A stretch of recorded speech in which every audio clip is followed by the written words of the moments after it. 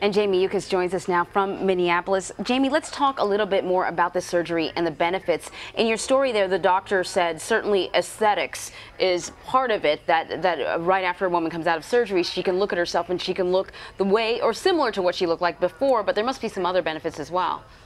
It really comes down to the psychological benefit, Anne-Marie, that they talked about there. In terms of the cancer and the patient itself, there really is disagreement sometimes in the stage of the cancer and whether this is a good option for women.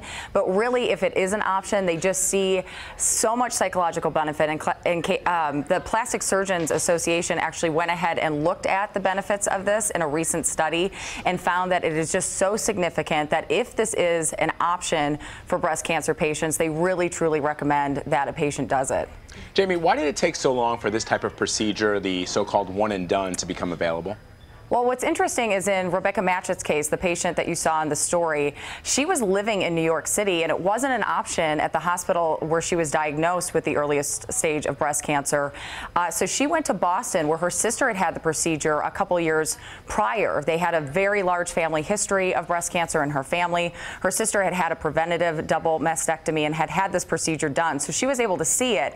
Now that New York hospital does have it and has it as an option, but in some cases, it was just a matter of not knowing if this was beneficial in terms of the length of time women recovering from this surgery. It is significantly longer, the recovery period in this type of case, and the surgery itself can last sometimes 6 or 8 hours.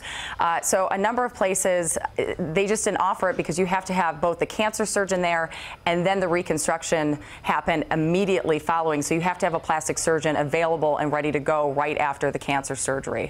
Right, so then what recommendations do doctors have for women who are weighing this one and done option?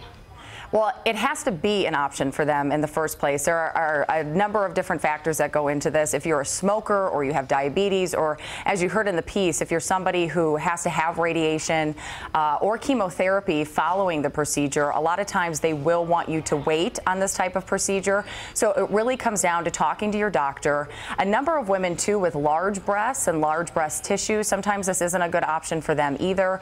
And it's not an option if you have cancer that is close to the nipple or more forward in your breast. So it's something that patients really have to talk to their doctors about. It is not available to everyone, but if it is an option, the psychological benefits are just so significant that doctors really see it as a benefit if it's an option to the patient.